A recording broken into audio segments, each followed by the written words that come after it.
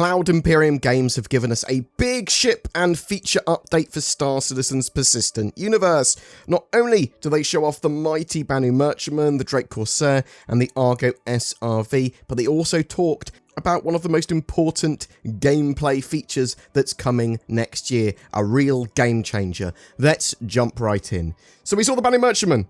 It's been getting a surprising amount of development attention this year, this ship. It's a giant trade vessel, a marketplace ship with shops on board, but also a surprising amount of alien culture. It's got large weapons, little hangar for ships, large open spaces, shrines, meeting rooms, and a load of cargo space, as well as quite a complex system for customers and staff and crew.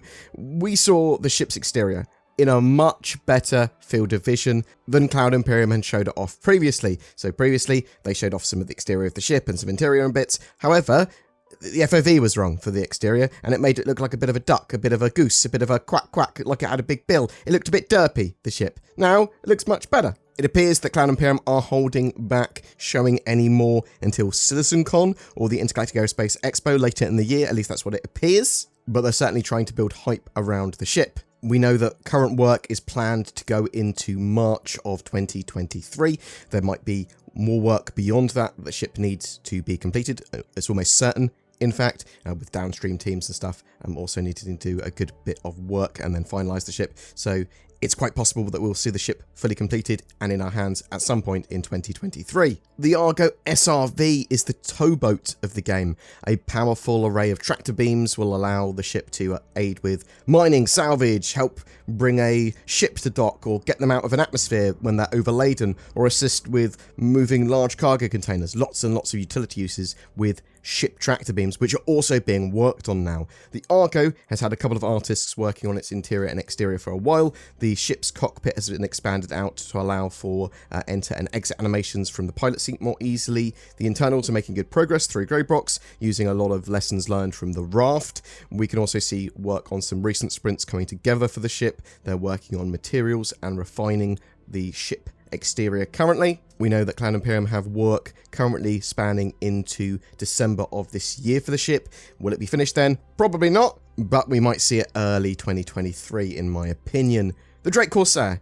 This is a multi-crew exploration vessel, and Drake's answer to players wanting to set off in the verse, go around, do some expeditions, do that sort of high-tier exploration, but with no frills. Maybe not all of the same features that things like the Carrack have. It's certainly not as big as an Odyssey, but the ship's also hugely multi-role, and something a lot of players are very excited for. They're starting to build a lot more of the detail out for the ship. It's going very well through its Greybox phase, it seems. A recent sprint focused on the nacelles and connecting areas of the starboard side of the ship. They're big chonky boys, these nacelles. With the ship pipeline now, artists will build on the concept mesh of a ship and evolve it as necessary, so they can still see the concept mesh as they're building bits of the ship out.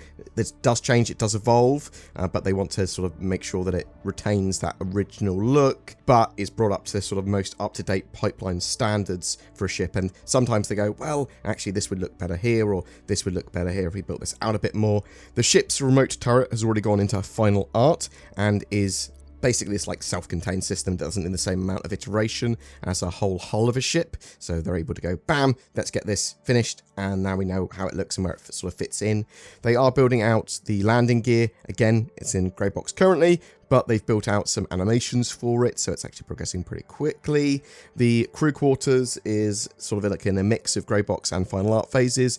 The refined Drake ship pipeline has allowed them to build a lot of the interior out very quickly. We saw the loading ramp, which looks like it's just come out of Whitebox, and that's going to allow for an Ursa rover or similarly sized vehicle to board the ship. The cargo hold itself is having some material assignment work done on it, as well as building out some detail so that the artists know where like components might go, but also the look and sort of feel and shapeology of some of the interior. So artists don't have to go into final art to then evolve some parts and make them look better. And then bam, bam, bam, that builds up, and then they can move to final art in a much more confident fashion. They showed where the wings and nacelles and body of the ship will all attach together, and the ship needs to have two separate sort of transformation systems for these areas, as the ship's asymmetrical, and they have these little runners that open and close that the nacelles and wings can then move up and down on. The flaps on the thrusters can expand when thrusting. It looks very cool, very Drake, very big and intimidating and sort of powerful. They have been working on sensor rods and aerials, as well as wing-mounted weapons for the ship, and they're sort of keeping in mind that because of the size and awkward shape and asymmetrical nature of the ship, that it might not fit or be appropriate for all hangars, so they're sort of working that stuff out at the moment. There's a massive update that Cloud Imperium has planned for next year that is a real game changer for Star Citizen, and that is power relays and sort of the resource systems that are being worked on. So the Hammerhead's been outfitted for this and is currently being tested internally, it looks like. So the idea is that ships will have power relays around them, especially larger ships, that connect systems together. So you have like the engines connected to power plants, and then weapons connected to power plants and stuff like that as well. But when you've got a massive ship like a Hammerhead, well, there's going to be power relays which distribute power and move the resources necessary to power or otherwise get these systems working. You're going to be able to turn these relays on and off. You're going to be able to repair them. They can get damaged. This is all part of greater and deeper engineering, damage control, life support, ship disabling, time to kill, and true multi-crew gameplay. And you can expect things like physical damage and physical components to be very heavily a part of this, or at least something they will look at and focus on pretty quickly after this, most likely, because they complement each other's features. The sort of damage control and the power relays and those resource systems, that's part of physical components. Running around, putting out fires, repairing these sort of relays, deciding how to reroute power, ships getting disabled rather than exploding. That's all going to make the game so much more fun and so much better. Cloud Imperium also showed us some updates to Salvage, which is coming in Alpha 3.18. So we saw the Salvage UI and parts of the various icons. So the Salvage HUD, when you're on an appropriate ship like the Vulture or in the Reclaimer's turret, will show a variety of things. So it will show the remaining sort of hull percentage available for stripping, how full your cargo is, the extraction rate and material, also the types of tools and attachment you're using, nozzle, cutter, tractor beam, and various salvage metrics, including range and what else is going on with the material and sort of the heat and all that sort of jazz. We got to see some early examples of salvage in game from the Vulture and Reclaimer for hull stripping. They're very much working on this. They're working on that full gameplay loop. And we'll see more of that later this year. They've been testing out some new gimbal tech and plans that sort of like come from some of the work on this. They've got variable drag and speed based on size and weight of turrets. Sort of that allows for potentially smaller weapons to be attached to a gimbal. That would mean you've got a faster turret, faster gimbal.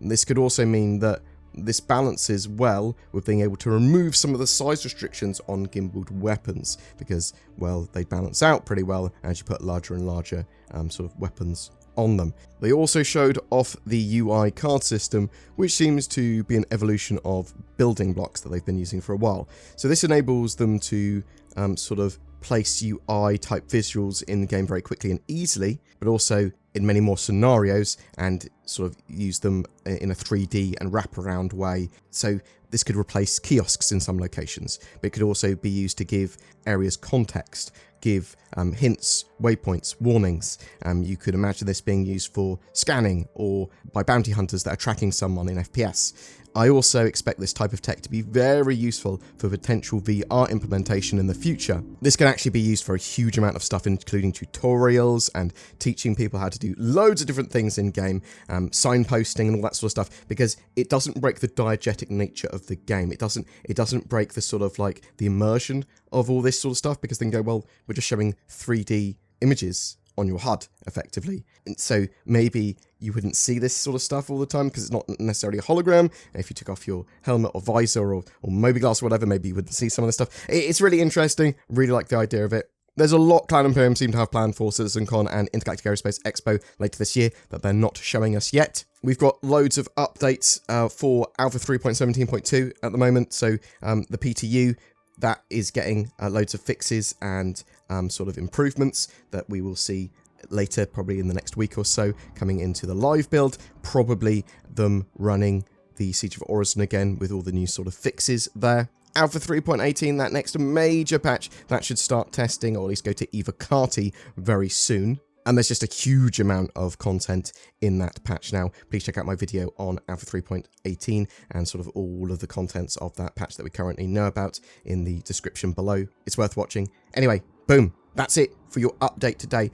I'm really excited for power relays, for that sort of damage control system, for that engineering type gameplay. It sort of leads onto so much. And yeah, if we get physical components and all of that next year, that will be absolutely amazing for the game. That's as big for me as server meshing is, and getting the game into like an MMO state. You get the game into an MMO state, great. You get the servers, the actual multiplayer nature of the game working, and the persistence and all that sort of jazz, fantastic. But these are the major gameplay systems and the sort of joys of multi-crew, getting all this sort of stuff built out as well. Are you excited for salvage coming in 3.18? Obviously salvage for not just hand tools and the vulture, but also the reclaimer as well, although it's only going to be hull stripping for the reclaimer. It's not going to be chomping down on giant blocks of ships yet anyway. Are you looking forward to the Drake Corsair? We do know that Cloud Imperium are working on that and have got worked pegged out for that going into September of this year.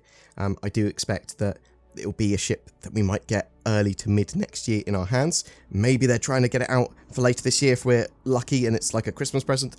Who knows, but I'm interested to know what you think. When do you think we'll see the Banner Merchantman? When do you think we'll see the Argo SRV? What are your thoughts? I'd love to hear from you in the comments below. You're on a plane, it's about to crash. Maybe you're in a jungle and a vicious predator attacks. There's a nuclear war and you're caught short on the toilet. You're drowning in shark-infested waters. How did you get here? What do all these scenarios have in common? That's right, easily preventable with the use of nordvpn.com/BoredGamer. It's like the ultimate survival toolkit, but to aid in internet security and accessibility. Now I can watch my favourite Netflix and anime shows from a different country while I'm lost in the rainforest just before a tiger eats me. Thanks nordvpn.com/BoredGamer. You can get discounts by using the links below.